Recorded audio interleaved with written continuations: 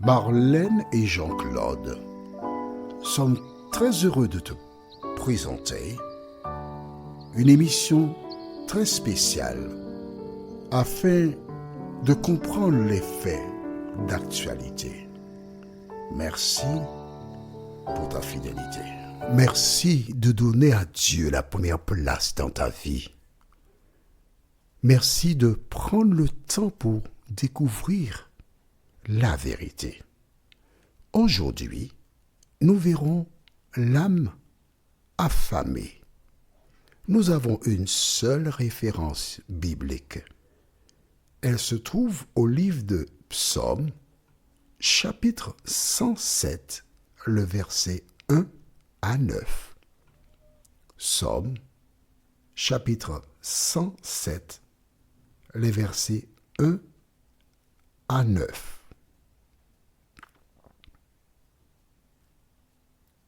Psaume 107, versets 1 à 9.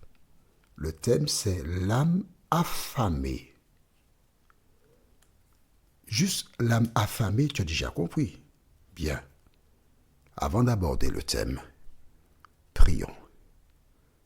Notre Seigneur et notre Dieu, nous sommes encore là. Là de vivre sur cette terre où le péché règne, où nous devons supporter les conséquences et sa présence.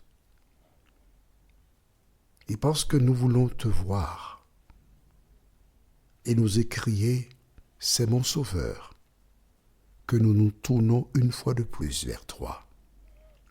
Saint-Esprit, merci de nous éclairer, de nous conduire dans toute la vérité, nous t'en prions. Au nom de Jésus et pour ta gloire éternelle. Amen.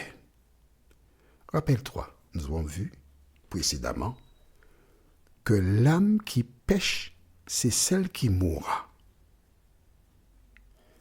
Cela nous indique de manière claire et précise qu'une personne n'a pas une âme, mais elle est une âme. Est-ce que c'est clair pour toi? Est-ce que j'ai une preuve encore supplémentaire? Tu dis bien supplémentaire. D'accord. Je vais te satisfaire. Je suis là pour ça. T'en fais pas. Allons dans la Bible et lisons dans le livre de Psaume, chapitre 107. Et nous irons jusqu'au verset 9. Tu es prête? Tu es prêt? Lisons. Louez l'Éternel, car il est bon, car sa miséricorde durera toujours.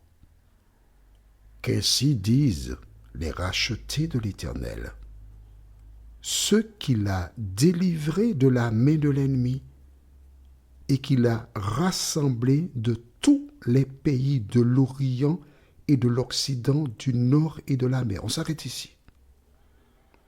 Et qu'il a rassemblé de tous les pays de l'Orient et de l'Occident, du Nord et de la mer. Ceux que délivre l'Éternel viennent de la terre entière.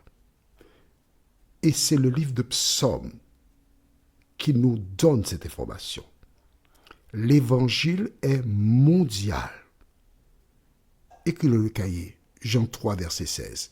Alors, je rappelle pour ceux qui connaissent un peu plus que ces émissions sont réalisées particulièrement pour les personnes qui n'ont jamais étudié la Bible. D'où la nécessité de présenter des références pour les aider dans la compréhension. En fait, ces personnes sont entrées en classe directement en passant par-dessus le maternel pour entrer directement à l'université. Donc, il faut être patient avec elle. D'accord? Jean 3, verset 16 déclare « Car Dieu a tant aimé le monde qu'il a donné son Fils unique, afin que quiconque, quelle que soit la personne, croit en lui ne périsse point, mais qu'il ait la vie éternelle. » Et Dieu a commencé à se révéler aux hommes depuis la création. Tu verras dans le livre de Genèse le récit au sujet d'Abimelech et d'Abraham et d'autres. Tu découvriras que Daniel et ses compagnons furent dans la cour du roi Nebuchadnezzar à Babylone, que Joseph fut dans la cour de Pharaon en Égypte. Dieu a toujours eu, sans oublier Esther, d'accord, avec le roi Assuérus, Dieu a toujours envoyé des personnes pour le représenter dans le monde entier. Donc l'évangile n'est pas réservé aux Juifs, mais à toute personne que Dieu a délivrée. C'est bon? On continue. Verset 4. Ils erraient dans le désert, ils marchaient dans la solitude, sans trouver une ville où ils puissent habiter. Ils souffraient de la faim et de la soif. Leur âme était languissante. Tu as bien vu, hein? Ils souffraient de la faim et de la soif, et leur âme était languissante. Qu'est-ce que ça veut dire languir? Languir, j'ai envie de manger. Quand j'étais enfant, je languissais après, le dimanche matin, on allait faire du sport, je languissais après le sandwich. Messieurs, j'ai envie de manger un morceau de pain. Aux Antilles, le pain était cuit sur du feu de bois et était très craquant. Et dans ma tête, j'avais envie de voir ce pain-là avec à l'intérieur du beurre. Je ne fais pas de pub, hein, mais à l'époque, il y avait 3 beurres que j'aimais énormément. C'était Masclé, Sovaco et la vache noire. Et aïe, aïe, aïe, aïe. Quand je mettais ça dans le pain chaud, là, le beurre fondait avec 2 feuilles de laitue, un morceau de fromage, cuillère, 2 tranches de tomates. Et quand j'avais mordu le pain, tu entendais courir, c'était bon. La Bible déclare, leur âme était languissante. Dans leur détresse, ils crièrent à l'Éternel et il les délivra de leur angoisse. Il les conduisit par le droit chemin pour qu'ils arrivassent dans une ville habitable, qu'ils louent l'Éternel pour sa bonté et pour ses merveilles en faveur des fils de l'homme. Car il a satisfait... Allons, dis-moi ce qui est écrit là. J'ai déjà assez parlé, je suis fatigué. Allez, c'est toi qui parles. Car il a satisfait quoi? L'âme altérée. Ah, qu'est-ce que ça veut dire une personne altérée? Tu ne connais pas ce mot-là. Altéré, le contraire de altéré, c'est désaltéré. Tu ne connais pas non plus la signification de désaltéré? Bon, d'accord, je vais t'expliquer. Altéré, c'est quelqu'un qui a soif. Désaltéré, c'est quelqu'un qui a bu pour étancher sa soif. Est-ce que tu as compris? Est-ce que c'est clair pour toi? Oui, mais attention, il a dit, car il a satisfait l'âme altérée. Ah, donc l'âme a soif. Est-ce que c'est clair pour toi? L'âme a soif puisqu'il a satisfait l'âme altérée.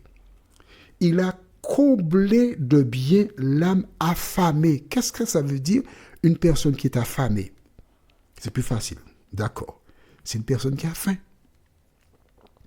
Donc quand il dit il a comblé de bien l'âme affamée, on va remplacer l'âme chaque fois par personne. Est-ce que tu veux bien?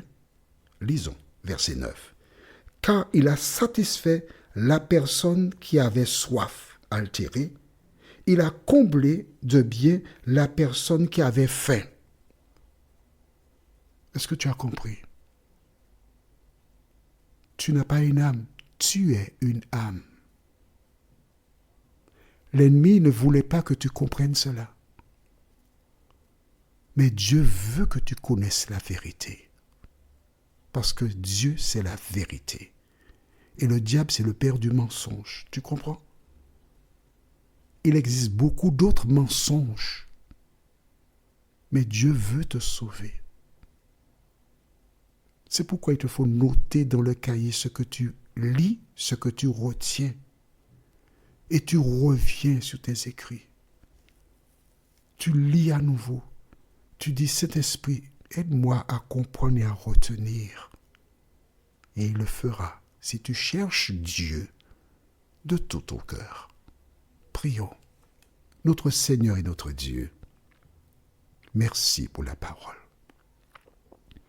Merci parce qu'aujourd'hui, tes enfants qui avaient déjà vu précédemment que l'âme qui pêche, c'est celle qui mourra, ils savaient que l'âme mourrait, mais aujourd'hui, tu nous montres. Tu nous montres, Seigneur, que tu as satisfait l'âme ou la personne altérée. Tu as comblé de bien l'âme ou la personne qui avait faim.